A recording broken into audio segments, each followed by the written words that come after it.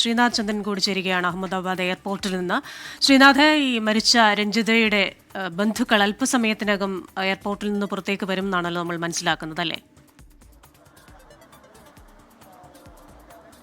തീർച്ചയായും ഇപ്പോൾ മുംബൈ വഴി അവർ ഇപ്പോൾ അഹമ്മദാബാദിലേക്ക് എത്തിയിട്ടുണ്ട്. അവരുടെ വിമാനം ഇവിടെ ലാൻഡ് ചെയ്തിട്ടുണ്ട്. ഇപ്പോൾ വിമാനത്താവളത്തിന് അകത്താണ് രഞ്ജിതയുടെ സഹോദരൻ രഞ്ജിത്തും ഒപ്പം തന്നെ ഉണ്ണികൃഷ്ണൻ എന്ന ബന്ധുവും ഉള്ളത്. ഇപ്പോൾ പുറത്ത് വിമാനത്താവളത്തിന് പുറത്ത് കേരള സമാജം പ്രവർത്തകർ അവരെ കൊണ്ടുപോകാൻ വേണ്ടി ഇവിടെ എത്തിയിട്ടുണ്ട്. നേരത്തെ നോർക്ക ഈ കേരള സമാജവുമായി ബന്ധപ്പെട്ടാണ്, അഹമ്മദാബാദിലെ സമാജവുമായി ബന്ധപ്പെട്ടാണ് ഈ കാര്യങ്ങളിൽ ഒരു കോർഡിനേഷൻ നടത്തിക്കൊണ്ടിരുന്നത്. ഇപ്പോൾ സമാജം പ്രതിനിധികളുണ്ട്. ഇപ്പോൾ ഗിരീഷേട്ടനുണ്ട്. പിന്നെ എന്താണ് നടപടി?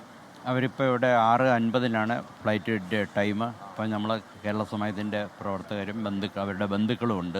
ഞങ്ങളെല്ലാവരും ഇവിടെ എയർപോർട്ടിൽ എത്തിയിട്ടുണ്ട്.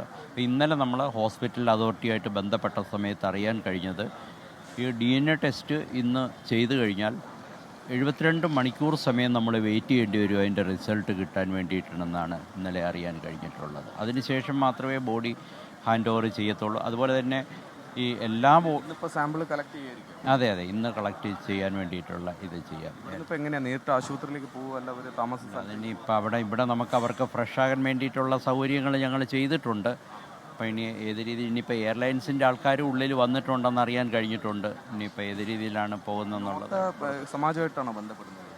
നോർക്ക സാറ് റഫീഖ് സാറ് വിളിക്കുന്നുണ്ടായിരുന്നു. തുടർച്ചയായിട്ട് എന്നെ വിളിക്കുന്നുണ്ട്. എല്ലാ വിവരങ്ങളും അവർ കൂടെ വന്നു കഴിഞ്ഞിട്ടുണ്ടെങ്കിൽ എല്ലാ ഹെൽപ്പും ചെയ്തു കൊടുക്കണം. അപ്പോൾ അതിന് ഞങ്ങളിവിടെ ഉണ്ട്. എല്ലാ അവരുടെ ബന്ധുക്കളും അതുപോലെ തന്നെ കേരള സമാജത്തിൻ്റെ ആൾക്കാർ എല്ലാ കാര്യങ്ങൾക്കും കൂടെ ഉണ്ടാവും. ഇവിടുന്ന് അവർ പോകുന്നത് വരെ, ബോഡിയെ കൊണ്ട് നാട്ടിലോട്ട് പോകുന്നത് വരെയുള്ള എല്ലാ കാര്യങ്ങൾക്കും ഞങ്ങൾ അവർക്ക് വേണ്ട സഹായങ്ങൾ ചെയ്തു കൊടുക്കാനായിട്ട് കൂടെ ഉണ്ടാവും. അതാണ് കേരള സമാജത്തിൻ്റെ പ്രതികരണമാണ്. നേരത്തെ നോർക്ക കേരള സമാജവുമായി ബന്ധപ്പെട്ടാണ് ഈ കാര്യങ്ങളിലൊക്കെ ആശയവിനിമയങ്ങൾ നടത്തിയത്. അവരിപ്പോൾ പുറത്തേക്ക് അല്പസമയത്തിനകം പുറത്തേക്ക് എത്തും. അതിനുശേഷം ഇപ്പോൾ ഞാൻ മനസ്സിലാക്കുന്നത് എയർ ഇന്ത്യയുടെ ചില ഉദ്യോഗസ്ഥർ അകത്തുണ്ട് എന്നുള്ള വിവരമുണ്ട്. ഒരുപക്ഷെ എയർലൈൻ തന്നെ ആ തരത്തിൽ ചില സൗകര്യങ്ങൾ ചെയ്തു കൊടുത്തേ. അങ്ങനെയാണെങ്കിൽ മറ്റ് ബുദ്ധിമുട്ടുകളില്ലാതെ അവർക്ക് നേരിട്ട് നടപടിക്രമങ്ങളൊക്കെ കുറച്ചുകൂടി എളുപ്പം പൂർത്തിയാക്കാൻ കഴിയുമെന്ന് പ്രതീക്ഷിക്കുന്നുമുണ്ട്. ഉന്മേഷ്. ശരി, ശ്രീനാഥ് ചന്ദ്രനാണ് ഇപ്പോൾ അഹമ്മദാബാദ് വിമാനത്താവളത്തിൽ നിന്ന് വിവരങ്ങൾ നൽകിയത്.